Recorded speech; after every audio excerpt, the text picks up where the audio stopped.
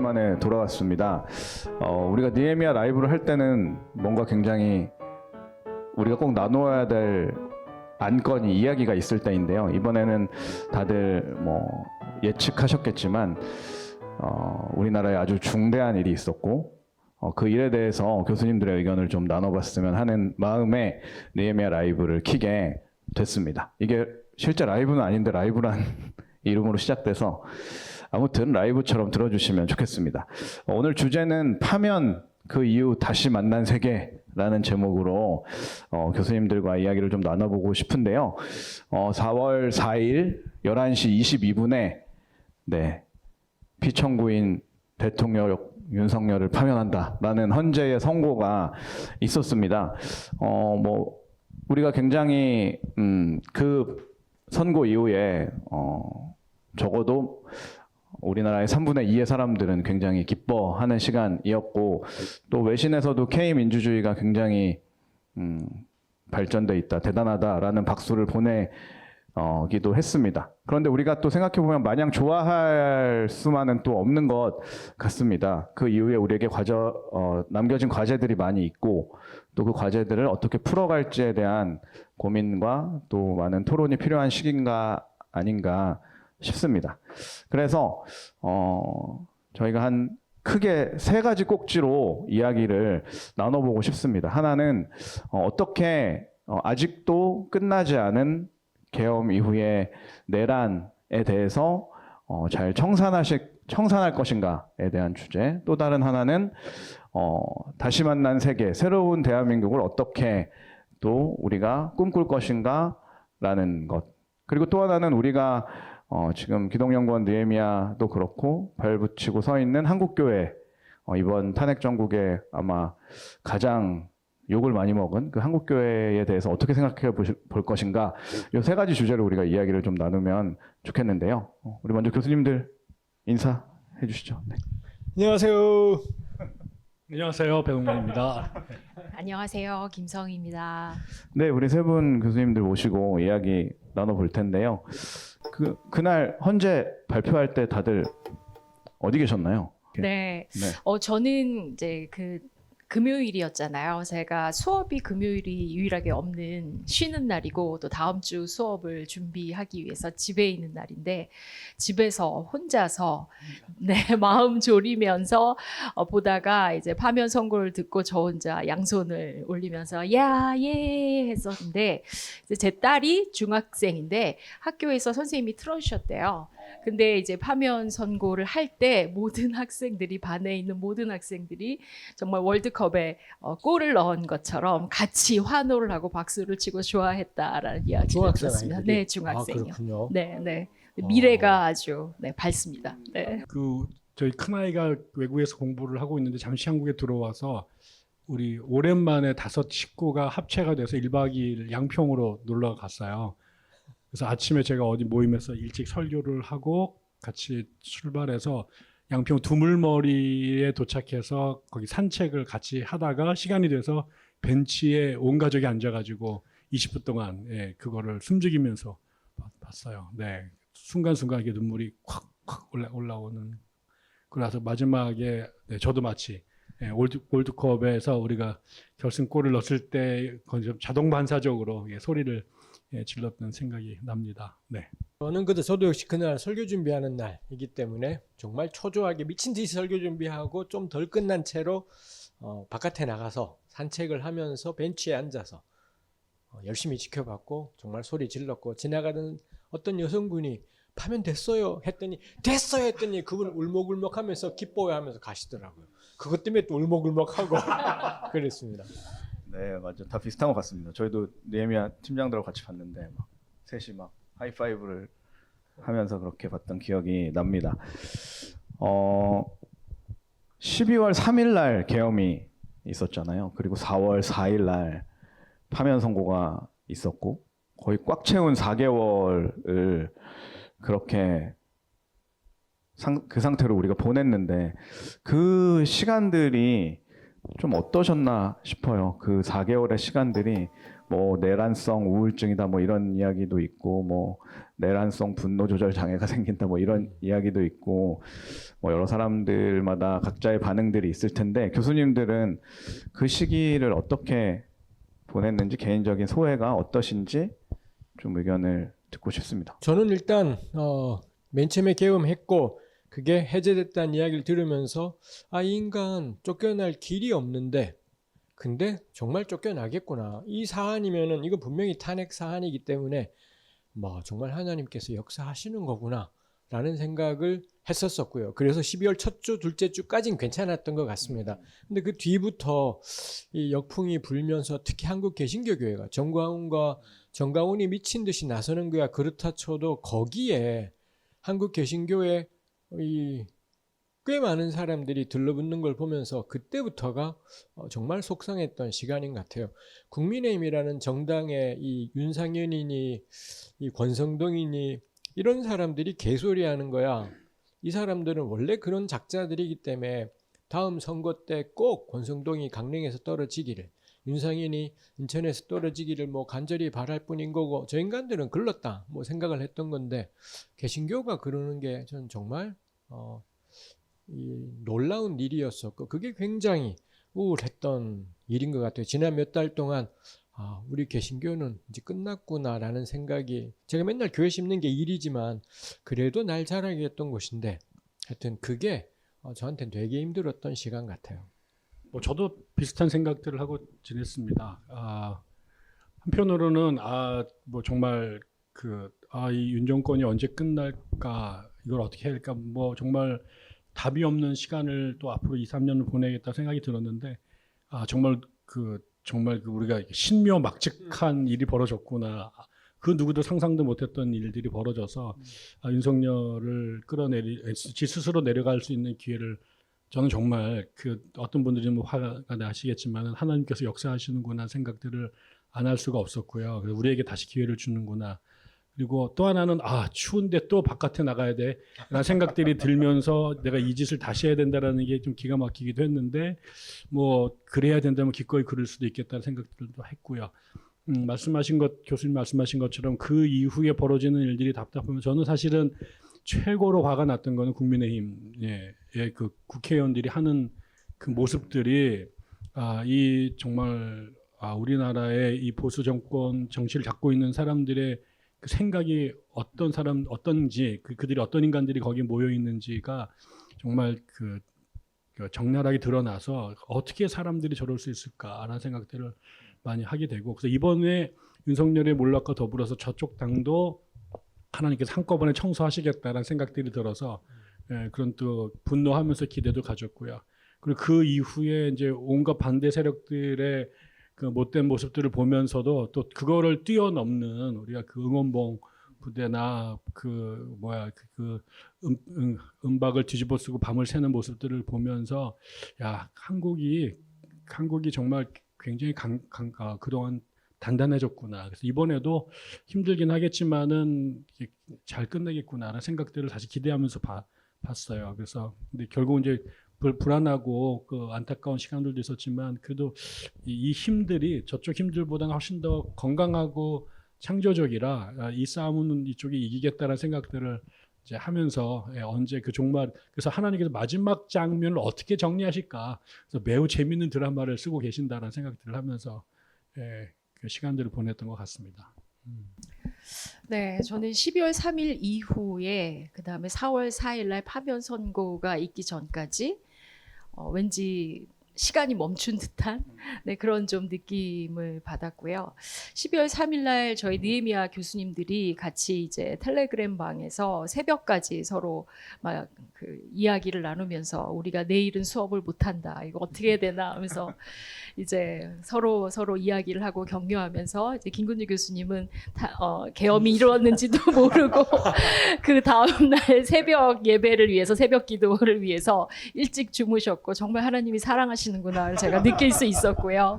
그다음에 권지성 교수님은 이제 한 새벽 2시 제가 지켜볼 테니까 이제 교수님들 주무십시오. 제가 남아서 나라를 지키겠습니다. 막 이렇게 말씀하셔서 지금 권지석 교수님 이 자리에 함께하지 못했지만 네, 참 믿고 제가 그래도 잠을 잘 수 있었던 기억이 있습니다. 근데 사실 이제 파면 선고가 났지만 또 새로운 숙제가 또 밀려오는 듯한 그리고 이렇게 아직 마음이 시원하지 못한 좀 그런 껄끄러움이 남아 있는 건 사실인 것 같습니다. 네, 지금 아까 이야기 나누면서 뭐 그런 이야기들도 해주셨는데 그 탄핵 국면에서 여러 상징적인 장면들이 있는 것 같아요. 정말 역사의 한 페이지를 장식할 만한 저도 뭐 개인적으로 보면서 울컥울컥한 장면들이 있었고 또 우리 같이 길바닥에 나갔었잖아요. 교수님들하고. 교수님들마다 제가 생각하는 그 약간 스틸컷처럼 그 장면들이 기억이 나거든요. 김성희 교수님은 그때 저희 느헤미야 학생들하고 이렇게 특송할 때 막 이렇게 하나씩 챙겨주면서 이거 먹어 뭐 이렇게 하셨던 그런 장면이 이렇게 스틸처럼 떠오르고 배 교수님은 저희 그 탄핵 인용되는 날 그 12월 14일 날 그때 산모님하고 길바닥에 여의도에 이제 그 딸내미 응원봉 두 분이 들고 오셔가지고 막 흔들면서 벌벌 떨던 그 기억이 나고 저 김근주 교수님도 저희 예배 제일 추운 날 예배 드린 적이 있는데 체감 온도 영하 20도에 행진하는데 엄청 열심히 막 이렇게 하시길래 아 역시 길바닥 경험이 있으셔가지고 또 다르구나 이런 생각을 하곤 했는데 탄핵 국면에서 각자가 인상적인 장면이 있으실 것 같아요. 우리 개인적인 이야기 말고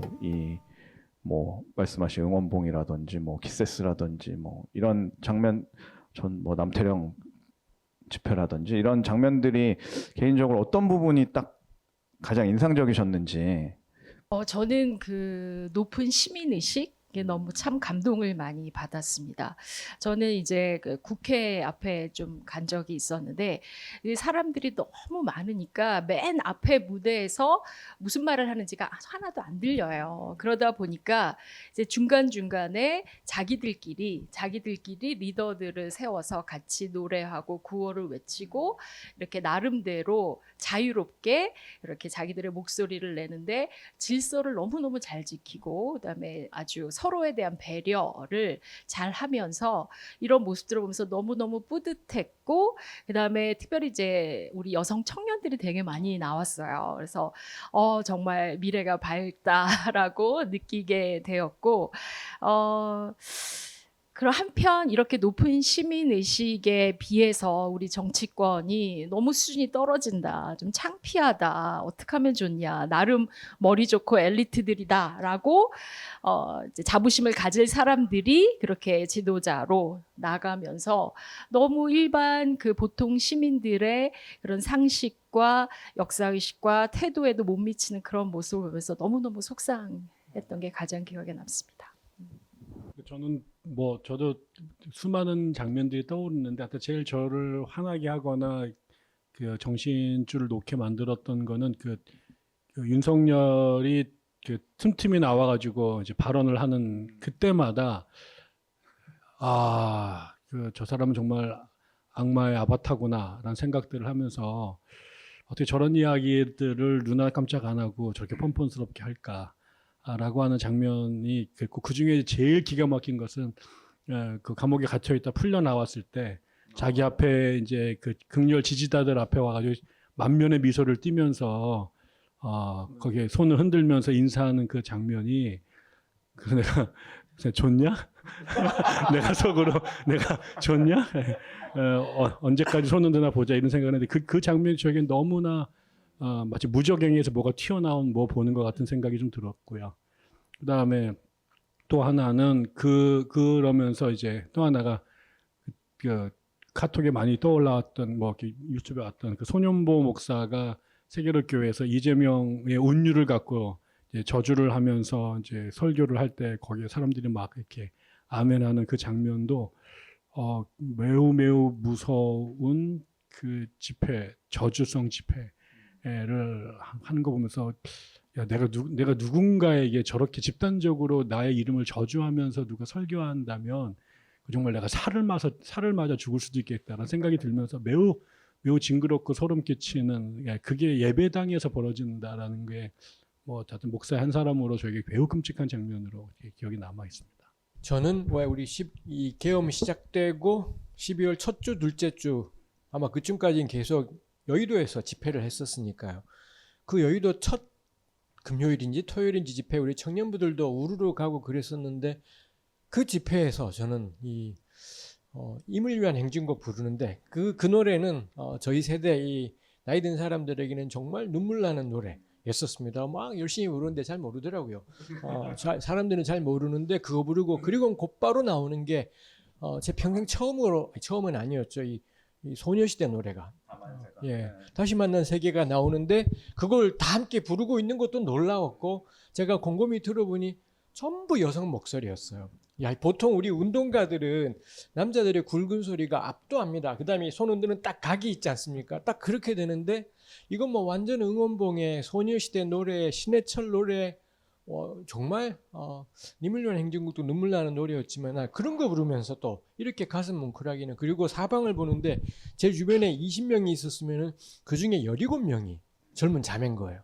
그래서 와 이거 정말 정말 놀라운 세상이고 어마어마한 세상이 왔구나 싶고 그 다음 주 주말 집회를 가도 제 주변에 있는 사람들이 온통 자매들이 압도적으로 많았다라는 게 전 엄청난 현상이다 싶어요. 물론 우리 형제들도 꽤 많은 수가 나가고 있었지만 이 젊은 자매님들 제 딸도 거기에 당연히 있었고 우리 청년부 자매들도 그렇고 정말 형제들 같이 가긴 했지만 하여튼 엄청난 세대가 몰려오고 있고 이거에 대해서 우리 교회가 반응을 할 수 있을까? 이 2030 자매들, 그 다음에 2030 형제들의 이런 진취성에 대해 어떻게 반응을 할 수 있을까 싶고, 그리고는 최근에 이제 저는 중간에는 어쩌다 가다가 최근에 이제 이 3월 마지막에 다시 또 바깥 집회를 가보니까 이제 노래들이 골고루 부르더라고요.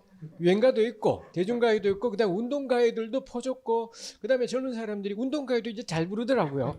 옛날에 부르던 그런 노래도 그리고 뭐 한마디 말만 하면 투쟁 이것도 일반화됐고요. 그래서 우와 이것도 놀라운 세상이다. 새 세대와 옛 세대가 운동판에서 다 섞여 있다라는 것도 굉장히 뭉클한 지점이었습니다. 다만세도 좋았지만 전 역시 옛날 운동가 부를 때 좋은 것 같아요. 맞아요. 저는 그 남태령 집회가 저는 되게 인상적이었거든요. 그 트랙터가 한 번도 남태령을 넘어서 시내에 진입해 본 적이 없는데 그 역사상 처음을 이뤄낸 게 그 젊은 응원봉 시위대들이었고 시위하는 방식이 뭐 각자 못 가는 사람들은 뭐 먹을 거를 배달해서 보내고 뭐죠 따뜻한 버스 그 난방 버스를 뭐 대여해서 그러니까 시위하는 방식이나 뭐 아이디어나 이런 것들이 굉장히 새로웠고 그 사람들이 결국은 세상을 다시 만나는 세계를 만들어주는 게 아닌가. 그래서 저는 교수님들이 그 남태령 집회로 대표되는 그 변화된 시위에 이런 것들을 또 한번 신학적으로 이렇게 풀어주시는 그런 또 기회도 있으면 좋겠다 싶은 생각도 들기는 합니다.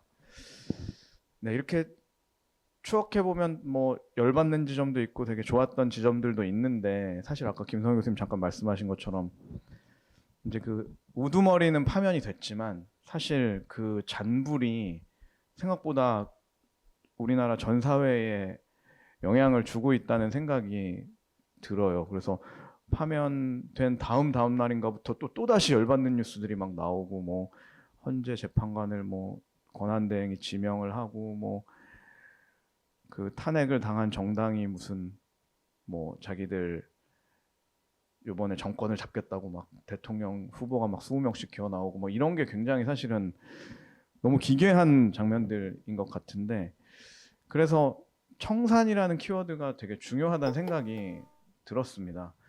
교수님들 생각하시기에 많이 청산해야 될 것들이 있지만 가장 중요하다고 생각하는 게 어떤 건지 우리 파면 이후 청산해야 될 것에 대해서 글쎄요. 이 주제에 대해서는 뭐 별달리 떠오르는 것이 없습니다만 그냥 막 뇌에 떠오르는 대로 다 나누어 보자면 뭐 청산할 수 있을지는 모르겠습니다만 맨날 나오는 게 그 망할 놈의 사회주의, 공산주의, 공산화 뭐 이런 이야기들이 나오는 것이 있습니다. 전 한국 사회가 언제 이거를 정말 청산할 수 있을까 싶은 게 있어요. 이거는 공산주의 문제가 아니라 난 북한이 좋아. 누가 지금 대한민국에 사는데 누가 북한이 좋겠어요. 지 새끼한테 3대까지 물려버리는데 걔 양아치 같은 감리교 교회나 그딴 짓 하지. 전 세계 어디도 뭐 감리교뿐이 아니군요. 이 명성교회라는 통합직 교회도 뭐 그런 지 새끼한테 교회 줘버리기를 하기도 하고 그러지만 이런 교회를 누가 좋다 하겠습니까? 이런 북한을 누가 좋다 하겠어요? 이거는 공산주의 문제가 아니라 기본적으로 민주주의 절차에 대해서 민주주의라는 기본 틀에 대해서 묻는 건데 이거에 대해서도 뭐 국민의힘이든 극우 개신교든 사회주의, 공산주의, 공산화, 빨갱이 이 이야기가 나온다라는 게 정말 끔찍하다 싶은 게 있습니다. 언제 가서야 뭐 국힘은 그게 자기네들의 존재의 근거니 뭐 그렇다 쳐요. 개신교가 왜? 교회가 왜? 조정민 목사님 같이 나이 드신 도라이 목사님께서도 뭐 계속 중국 이야기를 해요. 그러면서 중국 최근에도 보니 중국한테 뭘 배울 게 있다고 자꾸 중국한테 의지해요. 영감님이 아니라 목사님 왜 그러세요? 누가 중국을 의지하세요? 대한민국에 누가 중국을 의지하세요? 지금 트럼프가 저렇게 미친 짓을 하고 그러니 어떻게든 우리 같은 작은 나라들은 살 길을 찾아야 되고 외교든 무역이든 다변화해야 되는 건 그냥 상식인 겁니다. 근데 왜 이 목사님께서 아무것도 모르신 채로 유튜브 알고리즘 따라 보시면서 아직도 중국 이야기를 주일 설교 때 말하고 있다라는 게 전 너무 끔찍한. 어쩌다가 우리 개신교 교회는 이 공산주의, 사회주의 이거에 묶여서 이렇게 되었나 싶은 게 있습니다. 전 조정민 목사님이 6.25 세대가 아니다라고 알고 있습니다. 저랑 뭐 그렇게 나이 차이가 많지도 않아요. 전 부탁해요. 목사님 은퇴하세요. 저는 이찬수 목사님, 조정민 목사님 반드시 이제 은퇴해라, 고마해라 싶은 생각이 들어요. 정광훈은 도른 사람이겠고요. 그 양반들 빼고 좀 멀쩡하면서도 이번 상황에 요따우를 하셨던 분들 그만하셔라. 이제 좀 그만해라 싶어요. 청산하십시오.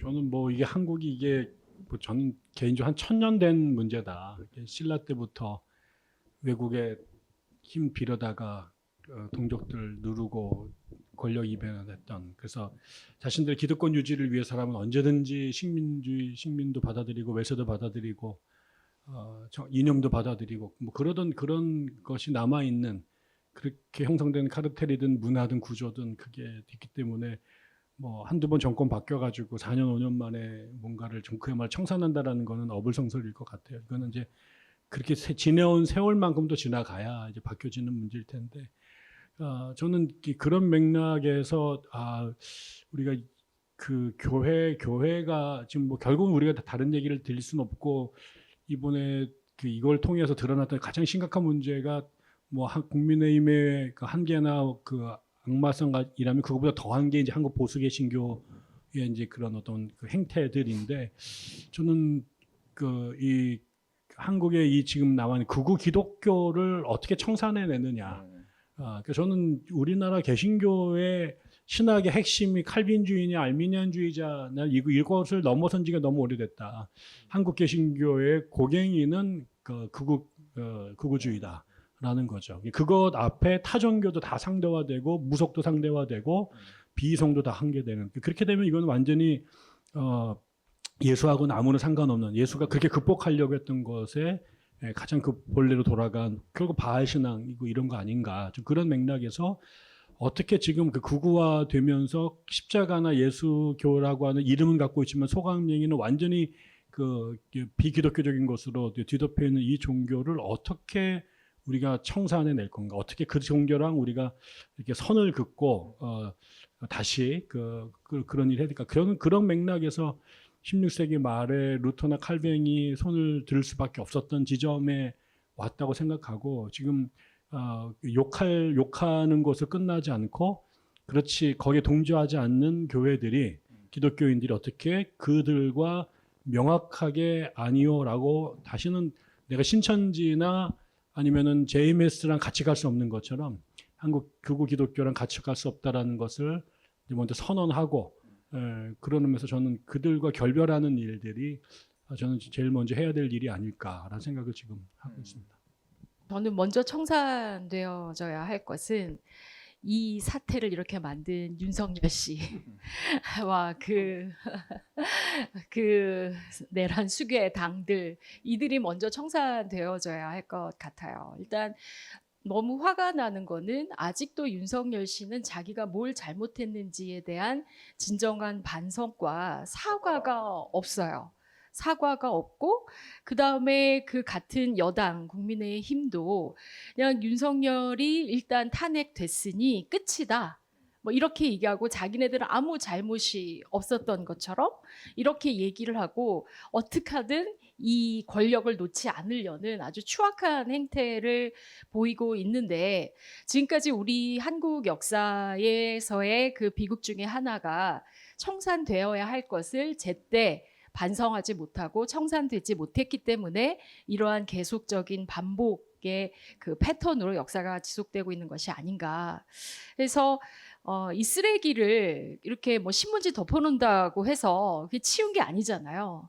그냥 뭐 신문지만 덮어놓으면 쓰레기가 계속 부패되어져서 더 막 이제 망하는 거잖아요. 우리의 건강도 해치고 이 쓰레기를 말끔하게 치워야 되는데 그러기 위해서는 좀 잘못한 사람들이 나 잘못했습니다라고 정확하게 말하고 좀 용서를 구하고 반성할 수 있는 그런 좀 멋진 모습들이 좀 나왔으면 좋겠어요.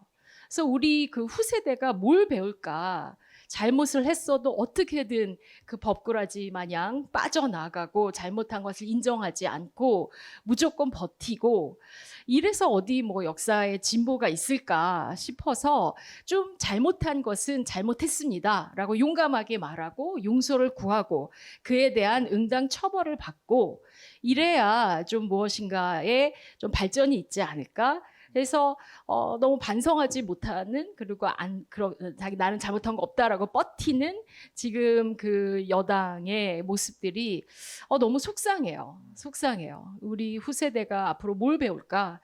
좀 이것부터 먼저 청산이 되어져야 될 것 같다는 생각이 듭니다. 네. 한 번만 딱 했으면 좋을 것 같아요. 그래서 이번에 대통령 탄핵되고 난 다음에 하루만 바꿔가지고 곤장을 한 300대 치는 이 조선시대 때 방법을 해가지고 그리고 하루만 하고 다시 이제 없었던 걸로 하고 이렇게 태형을 해서 한 300대만 좀 때리면 좋겠다. 공감합니다. 네, 진짜 청산해야 될 게 되게 많고 뭐 사실 한 가지만 이야기한다는 게 쉽지 않을 것 같은데요. 이제 청산만 하는 게 아니라 또 새로운 미래에 대한 새로운 대한민국에 대한 꿈을 또 꾸어야 하잖아요. 어쨌든 우리가 한 페이지를 또 넘어갔으니까 그거에 대해서 제가 생각할 시간을 한 10초 정도 드릴 테니까요. 가장 급하고 중요한 일이 뭘까? 우리가 새로운 대한민국을 하기 위해서 당장 정권이 바뀌든지 아니면 지금 당장이라도 해야 할 가장 급하고 중요한 일이 뭔지 한 10초만 생각할 시간을 드리겠습니다. 저는 민주주의 다시 세우기. 네, 그래서 지금 윤석열 정권 이후로 여러 가지 측면에서 우리나라가 많이 후퇴했다라고 생각이 들거든요. 그래서 뭐 경제 문제도 지금 가장 크죠. 가장 큰데 일단 이제 민주주의를 바로 세우면서 이제 경제 문제도 우리가 타개해 나가는 그런 방향으로 나갔으면 좋겠습니다. 지금 제일 급한 거는 이번 선거에서 이재명이 되는 거죠. 되는데 저는 그 이재명이 되는 것만이 중요한 게 아니라 이재명에 대한 그 공포감들 혹은 뭐 두려움들 부정적 이미지가 크잖아요. 그래서 선거에서 특별한 일 없으면 이재명의 정권이 돌아올 텐데 정말 잘했으면 좋겠어요. 그래서 다른 게 아니라 실력으로 사람들이 이념이나 이해관계로 망쳐놨던 거를 정말 이재명 씨가 그동안 쌓아왔던 커리어가 헛된 것이 아니었다라는 것. 그다음에 많은 사람들이 생각하는 것처럼 이재명이 이렇게 악하지 않다라는 것. 그래서 그거를 그 모든 의혹과 불안을 이재명과 그 민주당 정권이 정말 실력으로 그 난제들을 풀어나가면서 뭐 모든 문제를 풀어나갈 수는 없겠습니다만 다시 치고 올라갈 수 있는 기반들을 정말 탁월하게 보여줬으면 좋겠다. 그게 지금으로서는 이렇게까지 하면서 뭐 세상이 혹은 하늘이 만들어준 기회를 단지 한 사람을 대통령 만들거나 한 정당에게 권력을 주는 게 아니라 이 나라를 다시 살리는데 정말 준비되고 능력 있는 사람들이 실력 발휘를 제대로 할 수 있는 기회가 되는 게 중요하지 않을까 이런 생각들을 해봅니다. 저는 앞으로 이 한두 달에 있을 국민의힘 경선 과정에서 온갖 추악한 것들이 서로 폭로해서 잘 드러나게 되기를. 그 다음에 두 번째로는 저는 이제 특정 후보를 언급하지는 않겠습니다. 국민의힘이 이번 대선에서 완벽하고도 철저하게 패배하기를. 그래서 국민의 대부분의 뜻이 어디에 있는지를 변명할 수 없게 드러나게 되면 참 좋겠다 싶어요. 네, 그러면 다시 10초를 더 드릴 테니까요. 이제는 긴 텀으로 장기적으로 우리에게 이번 사건을 파면 이후를 지나면서 장기적으로 중요한 일이 무엇인지에 대해서 저는 지금 우리 당면한 문제가 누가 뭐래도 저는 기후위기랑 인구 소멸이다 싶어요. 이거 분명히 기후위기 때문에 지구 전체가 어렵다지만 인구 소멸은 대한민국을 하여튼 다른 어떤 나라하고 비교할 수 없게 이 기울어지게 만들 거다 싶어요. 그래서 새 정부가 들어선다면 정말 온 힘 다해서 이 기후위기와 인구 소멸 문제에 대해서 대응할 수 있기를. 그리고 두 가지 문제의 공통 이슈가 정의로운 세상, 불평등을 바꿔나가는 것이라는 점에서 정말 새 정부가 이 대한민국이 약자들에게 살 길이 있구나, 누구라도 안전하고 기본적인 삶을 살 수 있구나라는 정책 방향의 일들이 꼭 이루어졌으면 좋겠다 싶어요. 그래서 좀 결혼할 수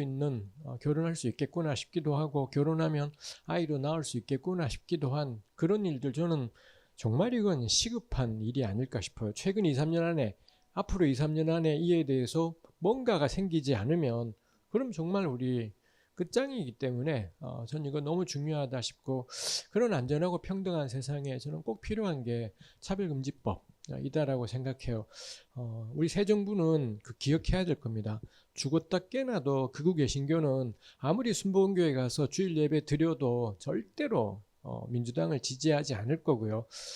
이번에 대통령이 될 사람을 결코 지지하지 않을 것일 겁니다. 그렇다면 저는 개신교 눈치 보느라 그렇게 하지 말고, 헛소리 하지 말고 차별금지법 꼭 그거 하면 좋겠다 싶어요. 그거 저 같은 이성애자한테는 아무 상관도 없지만 다른 사람들한테는, 이 소수의 사람들한테는 정말로 나도 살 수가 있겠구나라는 숨구멍과 같은 게 차별금지법이다 싶어요. 꼭 이런 일들이 새 정부 초기에 이루어졌으면 좋겠어요. 정말 새 정부가 이 일을 당장 중요하진 않아 해서 뒤로 미루고, 그럼 뒤로 미루면 100% 그 다음에 이제 이런저런 선거 때문에 또 아무것도 못하게 돼요.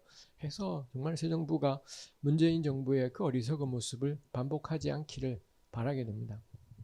롱텀으로 추구해야 될 과제 중에 저는 이번에 드러난 한국의 온갖 이유로 분열되어 있는 이 나라가 최소한 어떻게 하나가 될 수 있을까? 미국처럼 어디 도망가서 산속에 들어가면 숨어나 살지만 이 코딱지만한 나라에 갈 데도 없는데 2분, 3분, 4열로 쪼개져 있고, 그게 아주 그것도 극단적으로 서로를 혐오하는데 이걸 어떻게 통합할 수 있을까? 저는 대한민국에서 우리가 산다라는 거는 단 하나의 공통점이라고 생각해요. 그건 민주주의라고 생각하는 거죠.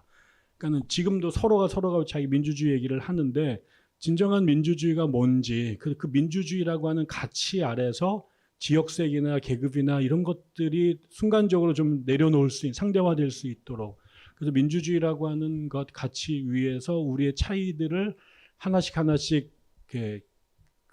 넘어서는, 이게 차이를 없애자고 하는 게 아니라요, 다를 수밖에 없죠. 근데 그 다름이 서로 상대방을 지워버리거나 저주하거나 두들겨 패는 걸로 가서는 안 된다. 그래서 그러고 싶은 마음들이 마지막 순간에 스톱될 수 있는 것은, 그래도 우리가 민주사회를 건설하자고 하는 그 이상과 꿈 속에서 같이 가고 있는 건 아닌가.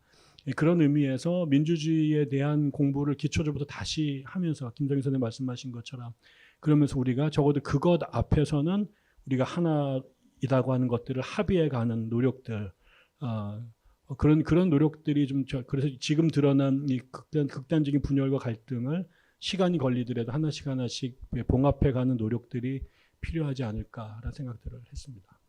네, 기후 환경의 문제 그리고 또 민주주의를 다시금 바로 세우는 문제 또 굉장히 중요하다라는 생각이 들고요.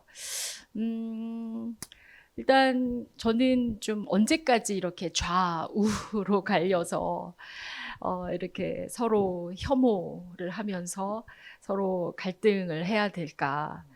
좀 이제 통합의 분위기로, 근데 무조건 뭐 통합을 하자 이런 건 아니겠지만 이제 조금 그 어떤 그 방공의 유령, 공산의 유령 이런 것 좀 다 우리 엑소시즘에서 다 쫓아내 버리고 그런 유령 같은 것들로 이렇게 갈라지지 말고 우리가 서로를 존중하면서 또 다름을 인정하면서 공존하는 그런 방법, 태도 이런 것들을 우리가 좀 잘 배우고 몸에 익혀 나갔으면 좋겠다. 전 사실 저희 한국이 굉장히 많이 주목을 받잖아요. 일단 뭐 K 컬처 문화에서도 이미 주목을 받아오고 있었지만 이번 사건에서도 이렇게 국회가 이 계엄을 해제하고 또 그런 그 계엄을 선포한 대통령을 탄핵시키고 그리고 굉장히 그 비폭력적이면서 평화적인 방법으로 좀 시간은 조금 걸리긴 했지만 그래도 이러한 일들을 해냈다라는 거는 굉장히 큰 자랑할 만한 유산이라고 생각하거든요.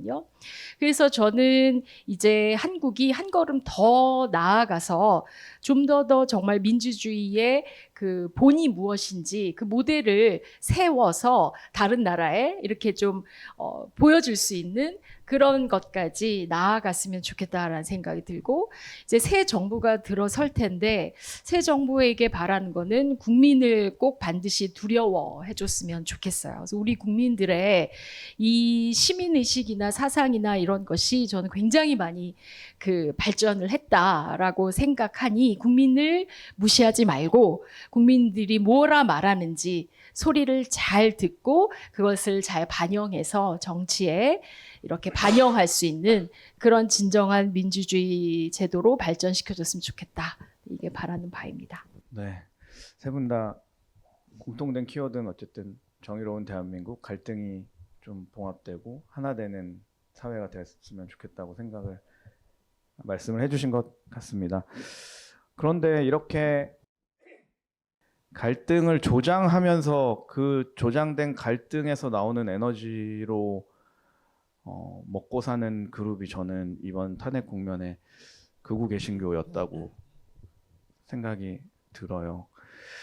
그래서 우리가 어쨌든 기독연구원 느헤미야가 한국교회의 한 구성원으로서 이 탄핵 국면에서 극우 기독교가 보여준 극우 개신교가 보여준 그 행태에 대해서 뭐 교수님들도 여기저기 다니면서 많이 비판하셨지만 아까도 잠깐 이야기 나오기도 했고 근데 그런 극우 개신교에 대한 생각들을 좀 나눠주셨으면 좋겠습니다. 이 극우 개신교가 이 국면에 어떻게 보였고 그리고 이들에 대해서 드는 어떤 그 같은이라고 얘기할 때마다 좀 열받는데 하여튼 그 크리스찬으로서 또 드는 생각들을 좀 나눠주시면 이거는 배 교수님 전공이니까 교수님부터 할까요? 제가 전공이니까. 배 교수님이 이 주제로 제 느헤미야로 인터뷰 전화만 최소한 20개 언론기관에서 아까도 말씀을 드렸습니다만 한국 개신교가 보여줬던 최근의 모습이 개신교라는 게 뭔가에 대한 근원적인 질문을 다시 던지게 됐다고 생각이 들어요. 루터가 그 고생을 하면서 또 종교개혁자들이 그 희생을 하면서 세웠던 또 한국의 지난 140년에 우리 신앙의 선진들이 그 고생하면서 세웠던 교회, 물려줬던 유산이 이거였을까 생각에 대해서는 전혀 동의하기가 어려웠고 그분들의 그 언어, 표정, 그 외침 속에서 늘어나는 그 광기, 그다음에 혐오, 저속함, 저열함 뭐 이런 게 도대체 이게 종교가 이 땅에 존재하면 했던 이유들 그런 것들을 없애자고 예수님께서 오셨고 교회가 그동안 애써 왔는데 저는 최근에 진짜 한국 개신교를 보면서 예수님의 비유 중에 귀신 하나를 쫓아내는데 나중에 7 귀신이 들어와서 사태가 더 망해진. 그래서 정말 그 황석영의 소설 손님 중에 공산주의와 기독교라고 하는 것이 우리나라에 손님으로 들어와서 이 땅을 어렵게 만들었다라고 했을 때 나는 그거 끝내 거절하고 싶었지만 부정하고 싶었지만 어쩌면은 한국의 개신교 적어도 이런 모양이라면 이거는 복음이 아니라 한국에게 내려온 무거운 짐 같다라는 생각들이 들었습니다. 그래서 어떻게 다시 우스운 얘기지만은 다 내려놓고 껍질을 다 벗기고 처음에 언더우드와 아펜젤러가 우리에게 전해줬던 그 자리로 다시 돌아가는 게 지금 필요하겠다. 그래서 어디에서부터 바이러스가 감염이 됐을까? 언제부터 우리가 길을 잃었을까? 언제부터 받아들이지 말아야 될 것을 우리가 받아들였나를 이제 뭐 저는 역사학하는 사람으로 이런 사람들부터가 철저하게 다시 스크린을 하면서 고기부터 한국 교회를 다시 만들어 가려고 한 노력들. 저는 그 지난 뭐 저는 같이 바이러스가 들어왔다고 생각이 들지만 그 안에 있는 모든 것이 다 잘못된 게 아니기 때문에 이 병균들을 어떻게 찾아서 솎아내면서 우리가 그렇게 사랑하고 그리워하고 또 기대하고 있는 그 모습으로 돌아갈지를 정말 한국에 있는 모든 적어도 생각할 수 있는 그리스도인들이 다 머리를 맞대고 정말 기도하고 학자들은 진짜 열심히 공부하고 목사들은 살아서 외쳐서 그 새로운 길을 모색해야 될 거다. 저는 결국 제일 늦었다고 생각할 때가 제일 이른 거고 또 그 이렇게 증상을 발견했을 때 괴롭지만 그때가 또 치유할 수 있는 기회가 되니까 저는 한국 교회를 살릴 수 있는 절호의 기회이기도 하다 이런 생각이 들었습니다. 그래서 그런 일들을 좀 지금 우리가 해야 되지 않을까라는 생각들을 깊이 하고 있는 중인 것 같아요. 기독교가 폭력적이 됐지? 이게 너무 속이 상해요. 그러니까 소위 뭐 그 보수 기독교다 하면은 성경을 잘 믿고 성경에 나오는 예수님의 말씀을 잘 따르고 이러려고 하는 게 가장 큰 기준이잖아요. 근데 예수님은 전혀 성경에서 폭력적이지도 않으셨고 굉장히 자비로우셨고 뭐 평화를 추구하셨고 약자들의 편에 서셨고 항상 뭐 용서하셨고 그러한 예수님인데 왜 그들의 언어 사용이나 그들의 행동에 있어서는 왜 그런 예수님의 모습을 볼 수 없지? 그게 너무 속상하더라고요. 그래서 조금 우리의 언어 사용에 있어서나 행동에 있어서나 좀 예수님을 좀 닮으면 어떨까? 그러면 이렇게 서로 혐오하거나 막 욕을 하거나 배제하거나 이런 모습은 좀 우리가 자제할 수 있지 않을까? 네. 좀 우리가 폭력적이지 않았으면 좋겠다. 특히 말에 있어서. 네. 그랬으면 제가 좋겠어요. 양쪽 집회를 다 지켜보면서 느꼈던 건 극우 기독교가 유독 폭력적이고 유독 혐오의 발언을 많이 하고 그 반대 탄핵 찬성하는 예배에서는 그렇지 않았거든요. 오히려 약자들의 목소리를 들으려고 하고 제가 마지막으로 드렸던 탄핵 찬성 예배에서는 축도하시는 분이 탄핵을 반대하는 저분들에게도 성부 성자 성령의 은혜가 있기를 빕니다. 이렇게 기도하셨는데 이 같은 개신교가 이렇게 다를 수 있는가라는 생각을 많이 하게 됐습니다. 마지막으로 김근주 교수님 이야기 듣고 마무리까지 같이 해주시면 좋겠습니다. 네. 저는 뭐 사실 이 그 개신교 행태가 저는 작년 12.7 집회하고도 고스란히 연결되어 있다 싶어요. 그래서 저는 참 인상적인 게 세이브 코리아라는 양아치 단체가 집회할 때마다 내건 구호가 아모스 5장 24절 정의를 물같이 공의를 마르지 않는 강물같이 최소한 한국 개신교 교회는 늘 지금까지 독재 권력을 지지했기 때문에 적어도 아모스서는 설교는 안 했어요.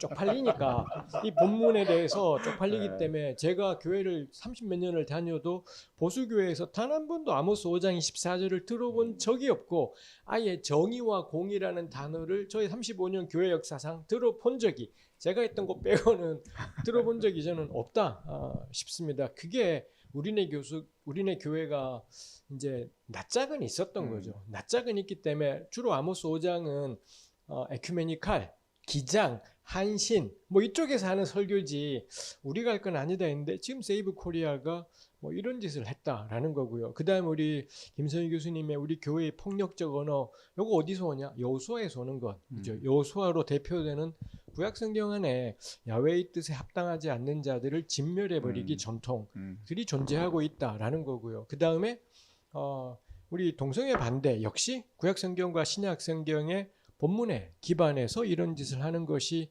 있고, 그 다음에 우리네 교회 안에 서울신대 같은 데에서 이 창조과학, 이른바 창조과학이라는 사이비학문을 내세워서 선생님들을 짓밟아 버리는 뭐 이런 일들이 벌어지고 있죠. 이 전부 다 일관된 게 성서 해석의 문제다. 저는 생각을 합니다. 이게 그래서 표면적이지 않고 근본적으로 우리네 교회의 성서 해석에 문제가 있고, 그 깊은 곳에 신약 성경에 대한, 여기 우리 신약 전공자분이 계시지만 좀 과하다. 저는 우리네 교회가 신약 성경에 너무 과한 무언가가 주어져 있고, 우리 분량상 구약이랑 신약은 비교가 안 되지 않습니까? 그 다음에 구약 성경이 이 커버하는 세월은 굉장히 길다 보니까 거기 왕정도 있고 지파동맹도 있고 왕정도 없이 식민지 체제도 있고 제사장 위주 체제, 뭐 별별 체제가, 혹은 뭐 조상들 체제, 별별 체제가 구약 성경 안에는 다 있는데 신약 성경은 너무 짧아요. 시간이 너무 짧은 시간에, 그 다음에 이미 고대 이스라엘은 587년에 바벨론에게 멸망된 이래 예수님 때 주 70년까지 내내 세계 초강대국의 식민지였기 때문에, 그래서 이 체제가 바뀌지가 않습니다. 중간에 뭐 하스모니안 한 50년, 60년 자주국가였던 거고, 하스모니안도 나머지 시간들은 다 사실상은 뭐 자주국가를 하기도 어려운 상태인 거죠. 내내 식민지인 채로 600~700년을 지냈고, 그 연장선에서 예수님과 바울의 5~60년입니다. 예수님하고 바울 활동한 세월 다 합쳐봐야 50년. 뭐 이런 세월이다 보니, 근데 너무 집중적인 시기. 그 다음에 바울은 데살로니가 전서이든 고린도 전서 15장이든 이 양반은 양반? 하여튼 이분은 이 자기 당대 예수님 올 거라고 굳게 확신했고, 그러다 보니 너 종일 때 부름받았냐? 그대로 있어라. 자매들 보고는 굳이 결혼할 필요 없다. 결혼한 사람 보고는 이제부터는 아내 없는 사람처럼, 남편 없는 사람처럼 지내라. 왜 그런 것만 하냐면 독신이 좋아서가 아니라 하나님만 사랑하는 게 좋아서가 아니라 이제 끝나기 때문에, 이제 모든 게 끝나기 때문에. 저는 이거 생각하면 신약 성경만으로는 못 살아요. 우리 그렇지 않나 싶어요. 신약 전혀 성경만- 아닌데요. 그런가요? 전혀 아닌데요. 근데 이번에 헛소리한 교수들이 또 다 하필 신약 전공이에요. 이번에 그 예. 그래서 당신대에서 저는 너무 아쉬운 게, 제가 신약을 버리자도 아니고 폐기하자도 아니고, 넌 신약과 구약에 동등한, 정말 이게 하나님 말씀인 걸 진짜 믿는다면, 그래서 구약을 우리가 해석하지 않고 그러다 보니 아모스 5장 24가 사실 아모스 5장의 문맥, 한 걸음 더 나가서 아모스의 문맥, 더 뒤로 가서 구약의 문맥을 읽으면 아모스 5장 24의 정의와 공의가 무슨 의미인지 누구라도 알 수 있습니다. 이거는 머리의 문제가 아니라 그냥 문맥을 고려하면 돼요. 근데 그거 안 한다는 거죠. 여호수아의 여리고 정복에 대해서 요거 국리하고 교회 공동체에서 논의하면은 전 여호수아 본문이 굉장히 우리네 공동체를 풍성하게 할 본문인데, 근데 이게 악용되어 버리자 진멸, 폭력 뭐 이런 걸로 가버리는 게 있다 싶습니다. 전 그래서 전 구약 연구자로서, 또 구약을 공부하고 강의하고 또 교회 공동체 설교하는 목사로서 전 구약에 정당한 지위를 줘라. 구약은 예수님 바탕화면이 아니다라는 건, 훨씬 더 구약의 신앙이 오래 존재했고 요거에 밀어간 것이 이 땅에 오신 예수 그리스도인데, 자꾸 저는 예수님의 기원 찾기로 구약을 읽어요. 틀리게 읽는 거라고. 좀 100% 그러면은 구약을 오독하게 될 거다 싶은 게 있습니다. 구약이라는 치약을 끝까지 써서 마지막을 딱 짰더니 예수님, 이게 맞지. 치약을 대가리부터 쓰면 안 되는 겁니다. 꼬리부터 짜야죠. 그런 점에서 머리부터 허리 짜는 사람들 죄예요. 그렇죠. 저는 그래서 이게 좀 과할 정도로 저는 구약을 강조하고 싶어요. 이거 권영경 교수님한테 배운 건데, 버스가 직진할 때는 딱 중간에 서 있어야 되지만 회전하는 버스에는 치우치지 않으면 무조건 넘어져요. 저는 우리네 교회가 원체 신약에 예수의 십자가와 부활에 너무 치우쳐 있기 때문에 그러면은 요거 균형을 좌로나 우로나 안 치우치고 넘어지지 않을 유일한 길은 뭐냐? 미친 듯이 반대 방향으로 치우치지 않으면 절대로 저는 균형은 오지 않아요. 근데 그거를 그렇게 미친 듯이 치우치지 않고 예수의 십자가와 부활도 여전히 붙잡고 구약도 이제 조금 더 하고 균형 못 잡을 거다. 100% 저는 균형을 잡지 못하고 여전히 저는 비틀거릴 거다 싶어요. 저는 이제 구약의 풍성한 메시지가 아니 지금부터가 재밌는 부분인 겁니다. 아니 저는 이제 김근주 교수님 하신 그 말씀의 핵심에는 100% 동의를 해요. 근데 이제 좀 신약에 대한 디펜스, 그러니까 신약 내에서 너무 한쪽의 메시지에만 강조되어져서 어떤 예수 그리스도를 통한 구원의 그 의미를 굉장히 얄팍하게 만들었다라는 것에는 저도 동의를 하고요. 저는 같은 신약 안에서도 우리가 예수님의 십자가에 달리심, 그것을 피를 흘리심, 그것을 통한 구원, 또 굉장히 큰 메시지들이 있지만 예수님이 정말 예수님의 생애에서 뭐라 말씀하셨는지 그리고 어떻게 행동하셨는지 이것만 우리가 제대로 공부하더라도 구약이 전혀 배경이 아니라 구약의 풍성한 그런 메시지와 연결되고 있고 그래서 더 구약을 공부해야 되겠구나라는 걸로 연결이 되고 그리고 더 예수의 그 행동의 의미를 더 깊게 알게 되는 것 같거든요. 저도 그 찬성이 되는 게 그 점에서는 왜 우리 저는 이게 사실은 저거 같아요.